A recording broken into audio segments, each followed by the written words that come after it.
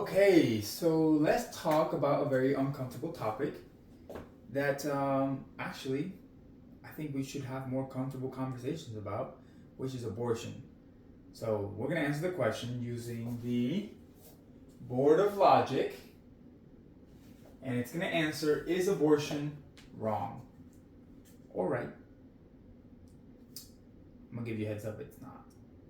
But I'm going to explain to you why that is. Now, a couple of things I want to mention. First and foremost, this is proof that my wife loves me. I just realized that she was apparently here and loves me. So, love you too. I'm going to get rid of this now. But it's still in my heart, no worries. Okay?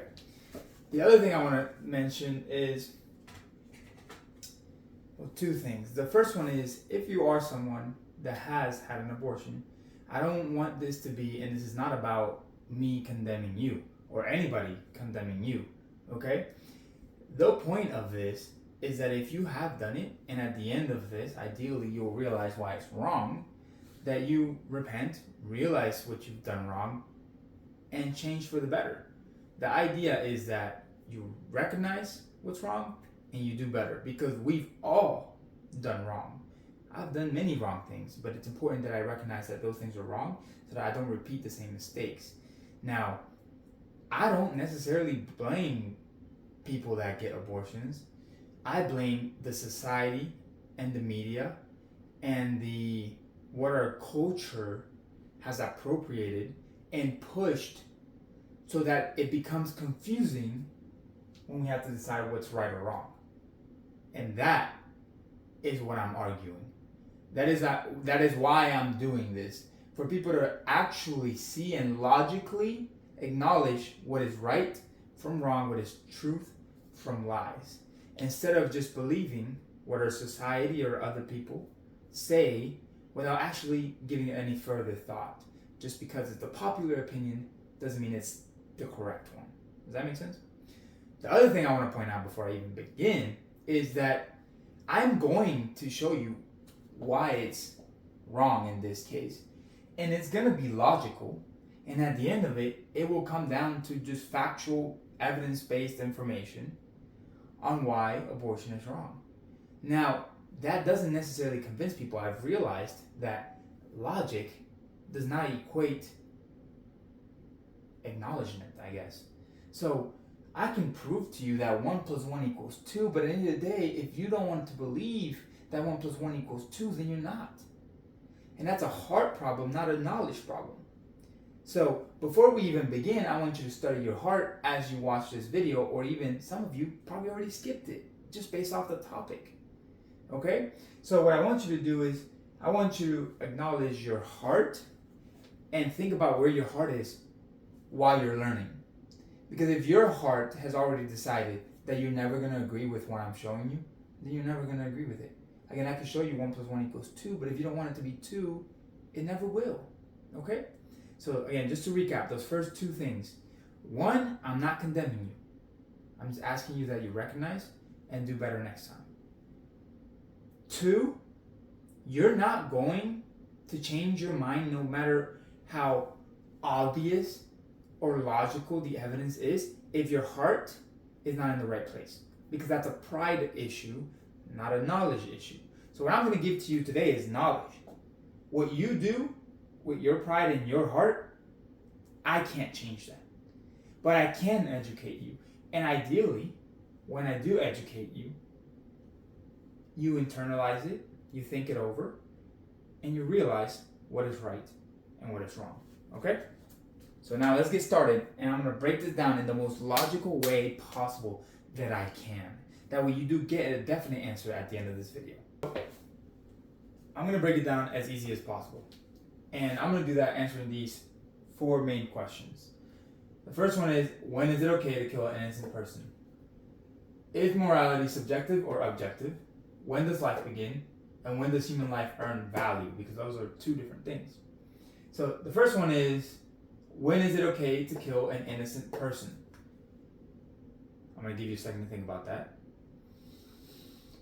Never.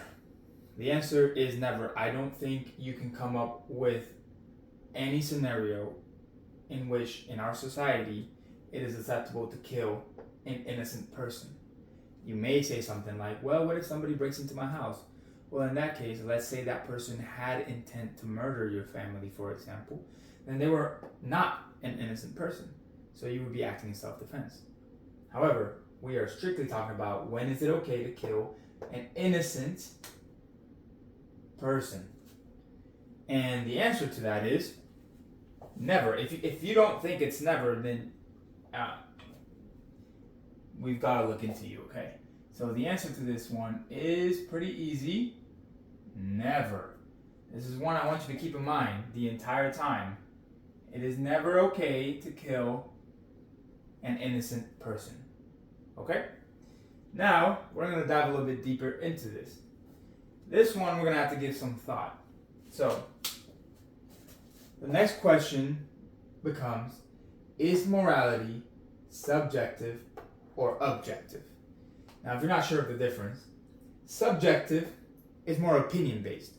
It's basically the idea that morality, or what is right or wrong, is based on one's opinion, and that there is no set standard for what is right or wrong. Now, objective morality means that there is a right and wrong. There is a yes and no. There is a wrong and right. So, we're going to investigate whether morality is subjective or objective. Okay? So we're going to start with, are things actually wrong or just preference? Now, if morality is subjective, this is what would happen. Okay? So if morality is subjective, then nothing is actually wrong and it's all based on preference. And things like what society approves becomes what is right, and the things society does not approve become what is wrong. And there's nothing else above that. So the issue with that one, off the bat, is that if a society approves of things like torturing children for fun, rape, or genocide, that it would make it okay, which we know is not the case, right? I would hope so. In a society that would approve of slavery, slavery would then be seen as morally correct. In other words, it would be fine to have slaves because your culture, your society, maybe your town, your state, your nation approves of it. So you can't say, if you're in this moment of slavery, you can't say, hey, what's going on here is wrong. You cannot say it, because if morality is subjective and it's determined by society and what society approves or what your government legalizes, then we can't say that slavery is wrong, because if the government legalized it, it must be right. I think we all know that that's not the case, okay? Now, we lose these things if morality is subjective. Meaning, some people out there will argue that morality is subjective, but they won't actually live as if morality is subjective, okay? So, if morality is subjective, you can't say that another culture is wrong. In today's world, there are countries in which slavery still exists. Places like Afghanistan, North Korea, Myanmar, those places still have slavery. Now, it's not legalized, but they still have it. We can't, somebody in the United States like myself, can't look at those places and say, hey, what's going on there is wrong, if morality is subjective. Because, hey, that's their culture, that's just their way of life. That's what they've been taught. Well, we know that that's not correct. We know that we have something, whether it's in our heart, whether it comes from God, or wherever it may come from, that there is a moral standard above just what the law is or just what the culture says. So I can say, hey, slavery is wrong, even if it's all the way in North Korea. So if you live as if morality is subjective, you can't say that though. You cannot say that what's going on in Afghanistan is wrong. Okay? Second one. Human rights are not universal in a world where morality is subjective. This means that, again, that's pretty clear. Human right would not be universal. Meaning, if I am in some other country and in that country it's okay to kill a 5-year-old as a means of sacrifice, then we would have to just accept that. Literally anybody else outside of that country would just have to say that's their way of doing things. But that doesn't sit right with us, right? Because morality is objective, not subjective. However, if it was subjective, you'd have to live by this law, that human rights are not universal, meaning not everyone earns them, okay? And number 3, there would be no such thing as a moral progress. Now, moral progress is the idea that we've gotten better with time. That at some point in time, we found things to be wrong, but we now understand that they're right. If morality is subjective, we can't say things like, oh, back in the 1920s when women could not vote, that was wrong. We can't say that. In today's world, we would have to look at that 1920s where women had no rights, no voting laws, no protection. Their voice was worth less than a man's in court. So we would have to look back at those times, and we could not say that that was wrong. We would have to just say it was different. So that's what happens when morality is subjective. There's no wrong or right. There's only different. Now you see how that becomes a slippery slope, right? So another great example. If there's no such thing as moral progress, right? Then in the 1700s USA, when slavery, oh, excuse my terrible writing, when slavery was a thing, we can't look back today and say, well, that's wrong. In other words, we'd have to just admit that slavery is not wrong because slavery was okay, approved by society. In fact, it was legal. So we would have to look at slavery and say, hey, slavery wasn't wrong. Not wrong. It was just different. It was just different times, and that's all it was. It was not wrong. Which would then also imply that if 100 years from now, 100 years later, slavery existed again, it would be okay. Because if morality is subjective, then there's no such thing as moral progress, meaning we don't actually get better with time morally. We don't learn new things between what is right and wrong. It's just different through time. And if our society, right, and our culture approved of it, then it must be okay. So if slavery exists again in 100 years, right, we enslaved black people again in 100 years, we couldn't consider that wrong. Unless morality is objective. Because if morality is objective, then the opposite becomes true. If morality is objective, then that would mean that other cultures can be wrong. Meaning, if there is another culture outside of our own that does have slaves, we can look at that culture and say, hey, what you're doing is wrong. And it needs to change because those people do have universal rights. So, under an objective morality worldview, you can say that another culture is wrong.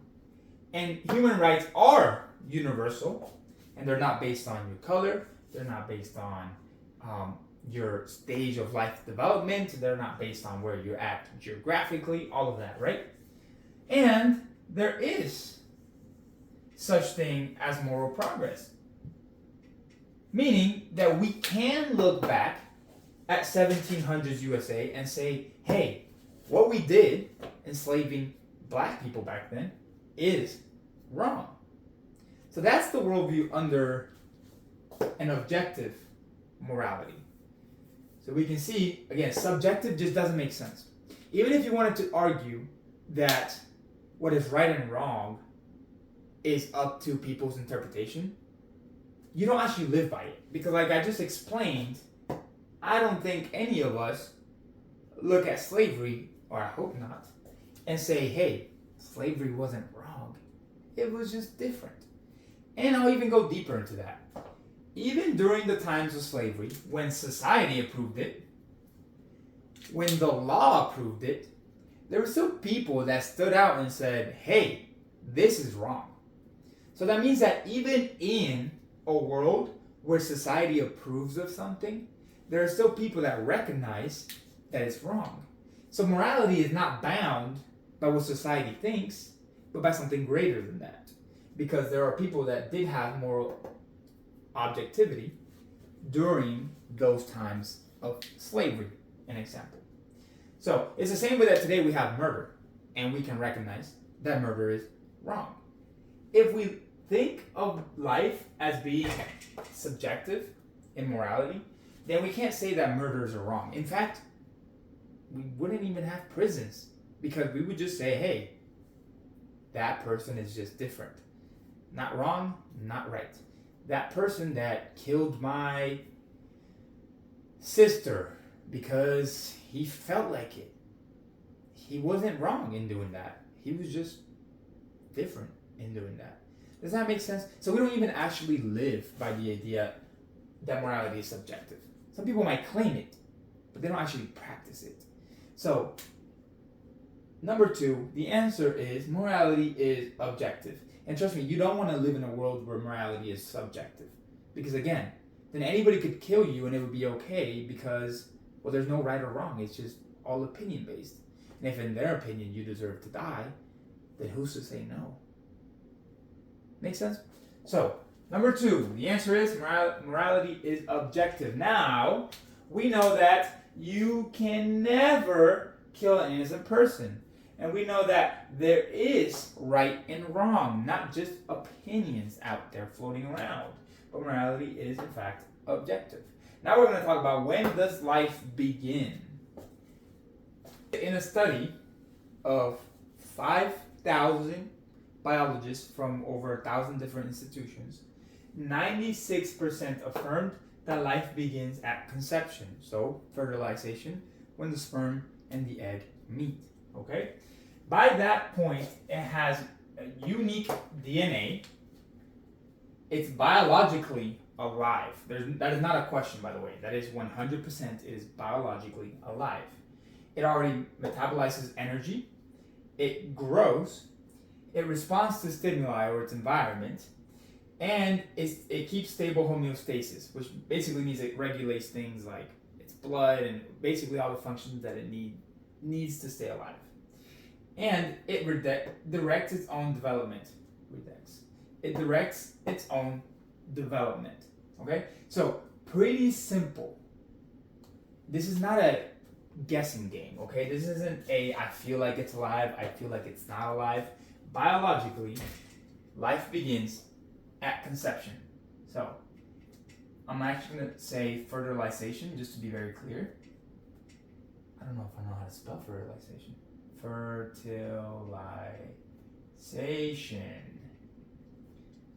Fertilization or conception. That's when life begins. Not only for humans, but for animals, etc. So, just to be clear, life begins at conception. It already has unique DNA, it's growing, it's stable, it responds, etc.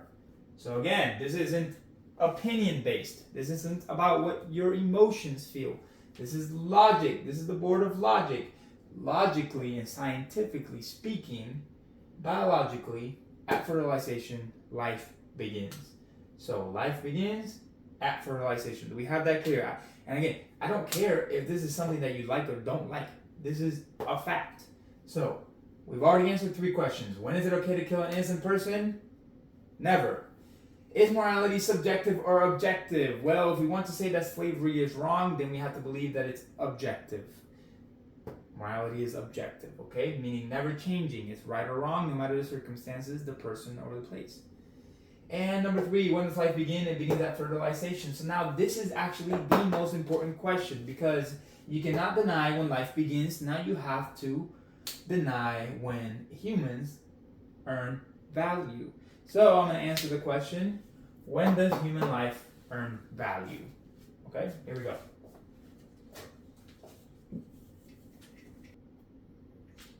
Okay, so when does human life earn value? Now this is more of a, I guess it's a little bit of a philosophical question.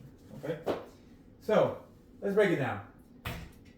We call this the value given to a human personhood. So we're going to say, when does a person reach personhood? In other words, when does a human life, because we know this is a human life, there's no question about that, but when does it actually earn value? Now I've listed a number of excuses that people will make to why a baby in the womb doesn't earn personhood yet, or human value. So they'll say things like, oh, it has to breathe on its own. Well, what if there's an old man on that ventilator? Do we have the right to go and kill that man because it's not technically breathing on its own, it's using a machine? Well, I would hope the answer to that is no, we don't have a right to kill that person, even if they're not breathing on their own, okay? So that already scratches that one off, because again, what about an old man? He's got a beard and he's on a ventilator, he's at the hospital. Ventilator. You got the machine hooked up and that's giving him air. We can't kill him. He's still a human being. He's still a person. So breathing on his own is not what grants him personhood. It's not what grants him worthiness. Okay? He's still worthy of living. Does that make sense?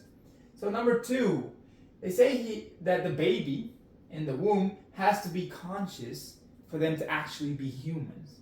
Okay? Well, the same thing can be said. What if this person on the ventilator is also unconscious? Maybe he suffered some brain injury or he's on anesthesia. Is it okay if we just, let's say somebody walked in, as wild as this might sound, right? But if this person is both not breathing on its own and they're not conscious, what if somebody walked in with a knife and stabbed them? Should that person go to prison because he did just kill someone? Well, yeah, they should go to prison. Why? Because being conscious is not what grants you worthiness of being a person or of having moral value.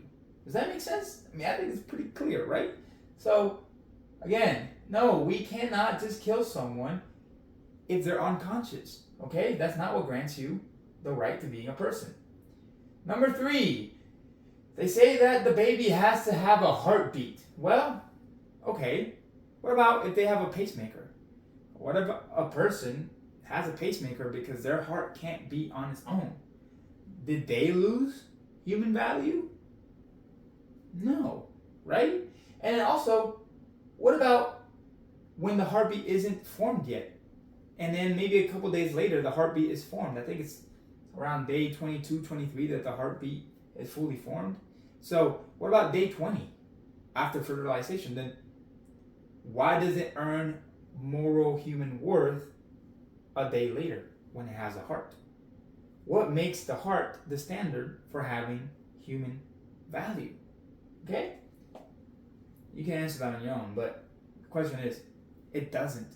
Because why would, from one day, no value, next day has a heart, now it has value?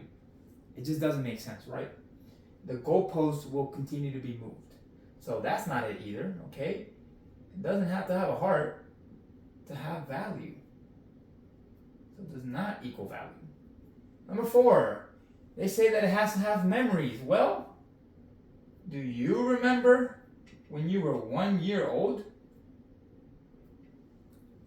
I don't.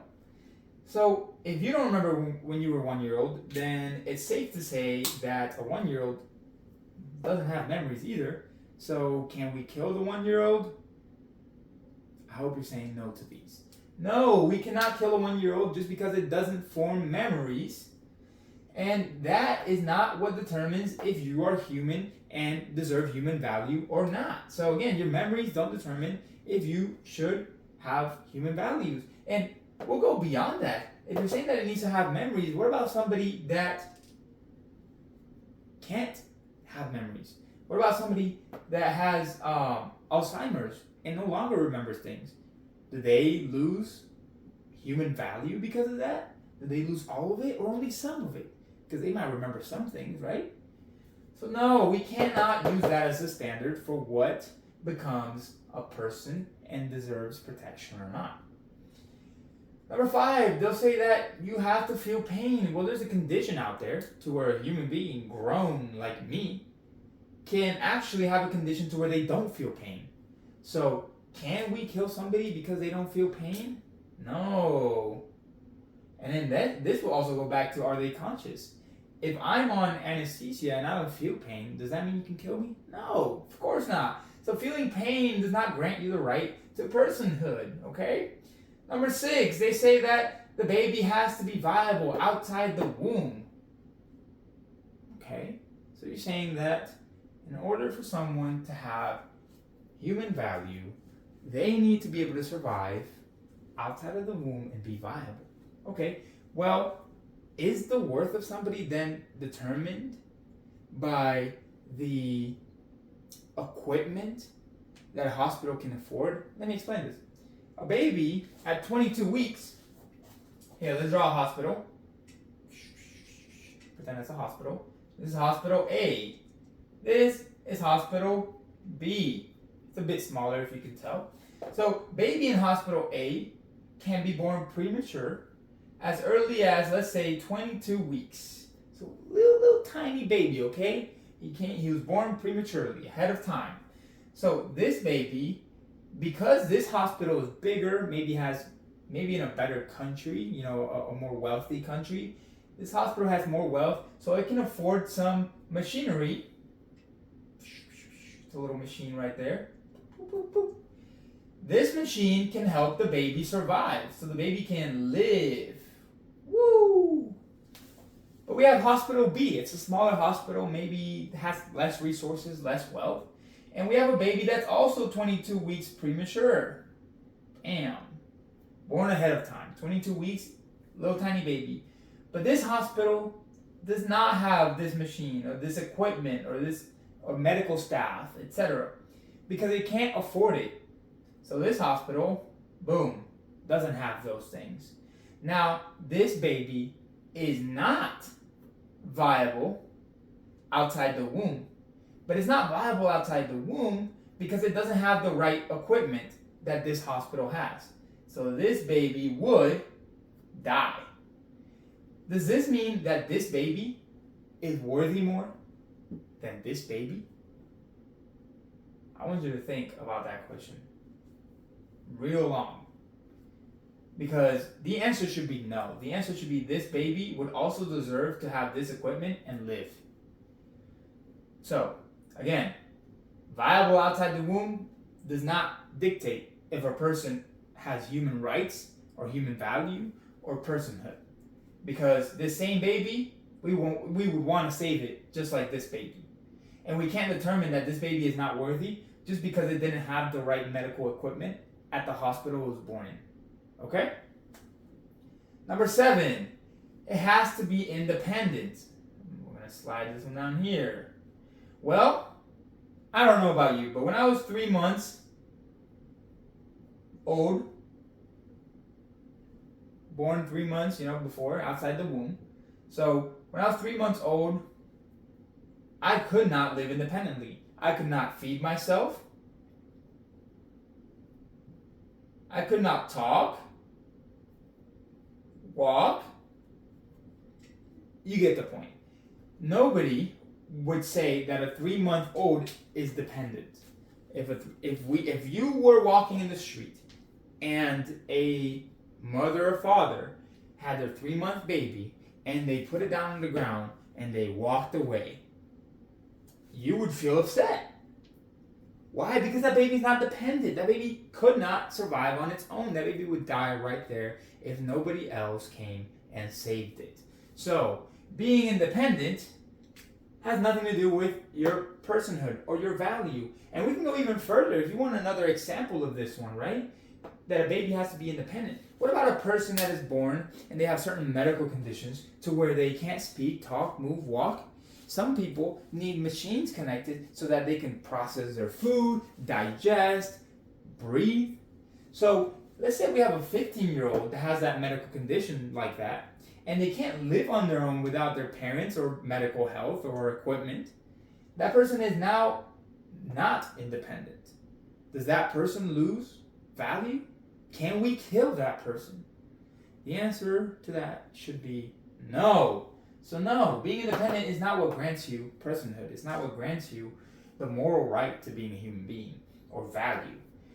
Number 8, when someone says it's just a clump of cells, my response to that is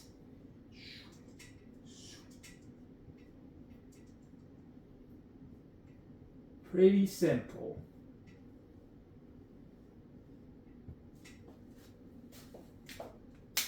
So are you.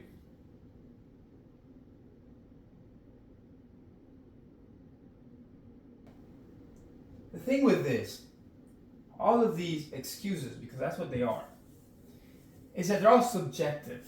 Which again, we already mentioned, morality is not subjective. Morality is not opinion based. It's not based on your emotions or what you feel is right or wrong. There needs to be an actual standard set that says, hey, this is what it is, and it just is, okay? It's right or it's wrong. The problem with all of these questions that I just erased is that, again, it becomes subjective.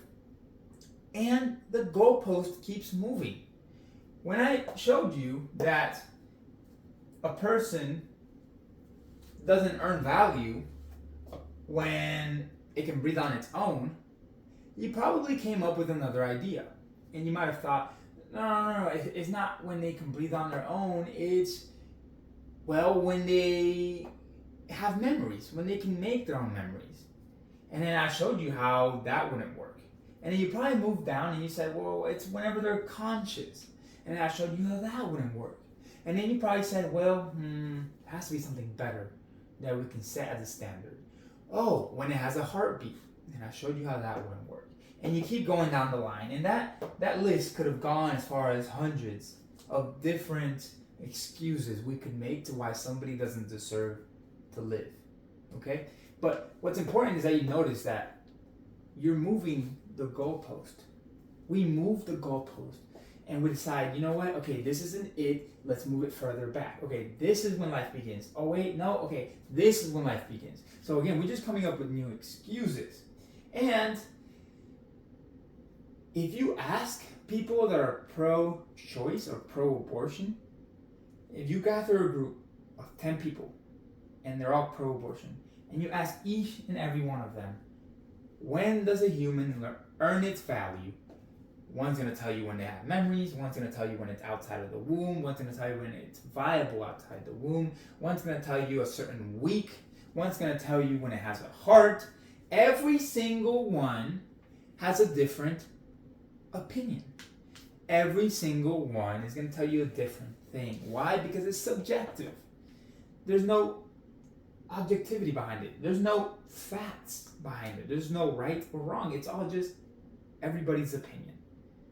And we know, based on what we went earlier, that can't be it. We need to have an actual standard that is backed by facts and science like we do, which is that life begins here. That is a fact. Nobody's opinion will ever change this. However, this, when human life earns value, as we can see here, or what I erased, pretend it's still there, is all opinion-based, not fact-based. So the best conclusion to this is that we use a standard of fact. And the fact is that fertilization is when life begins. So I think that human life should earn value when life begins, which should be at fertilization. That is when a human deserves to earn its value. Why is that? Because it becomes a slippery slope when we believe that our own opinions and emotions will determine somebody's value. Because if that were the case, we would have things like slavery. Their reasoning to slavery was that, well, they're black. They are a different skin color. Therefore, they don't deserve human rights. They don't earn human value because of their skin color. Now, we know that that is wrong. Why do we know that's wrong? We know it's wrong because morality is objective. But we know it's wrong because they're basing that off an opinion. Somebody's opinion dictated that, well, a black person just doesn't earn human rights. In fact, they try to say that black people had smaller brains. Okay, pretend it looks like bread or beans. That's a brain, okay? I'm not an artist. Pretend this is a brain. They used to say that black people had smaller brains. And because they had smaller brains, they did not deserve human value. By the way, this is not true at all. We all have the same size brains. But we also know that it doesn't determine the human value. The same excuse we see today with abortion. People will say things like, well, it's at an earlier stage of development. Right? All of those excuses that I listed out, in the end, all they're saying is that this human being is at an earlier stage of development. And that's the excuse we use to not give it human value. We say things like, well, it can't breathe on its own yet. Well, yeah, it can't because it's still developing. It's still just at an earlier stage of development. Oh, it doesn't have a heart yet, so it doesn't deserve human value. Well, it's still at an earlier stage of development.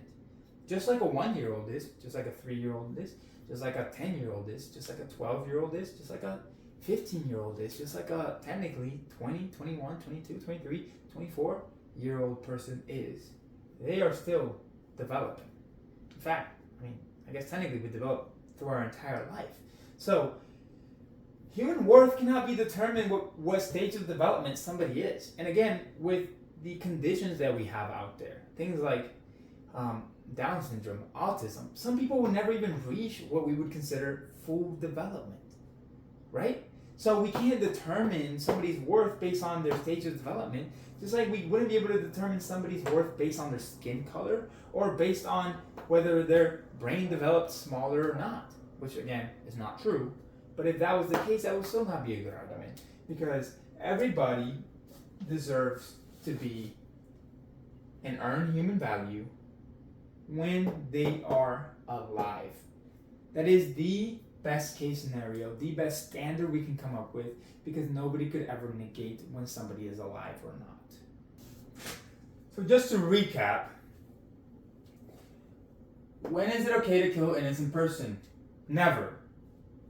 Morality is objective. There is right or wrong. Life begins at fertilization. And because of that, we don't want any opinions dictating when a human deserves to live, because we can see how that can be an issue. We can determine that humans deserve their human value when they are first alive, which is at fertilization or conception. So, we put all of those together. Is abortion wrong? If abortion is ending a pregnancy, meaning it's already alive, and we know that ending a living life is killing it, when should we kill an innocent person? Is that person in the belly, straw belly, this person here,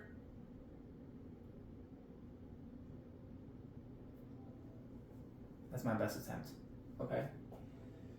This person here is a baby, yes, it's alive, yes, it's alive. Is it innocent? Yes, it hasn't done anything. It's just there. It's alive and it's innocent. So it's innocent, it's alive. Can we kill it?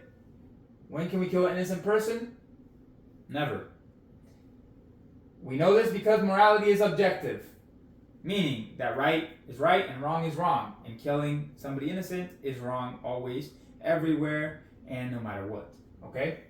And when does this then earn the value of not being killed? When does it earn the value to be protected, basically? And that is when life begins. So this baby is innocent, and bottom line, should be saved. It should be allowed to live. If you disagree with this, then you agree with abortion. And if you agree with abortion, you agree that this baby here is either not innocent, which I don't know how you could believe that, or it just doesn't earn human value, and therefore it's okay to kill it. I guess this is where you can only disagree.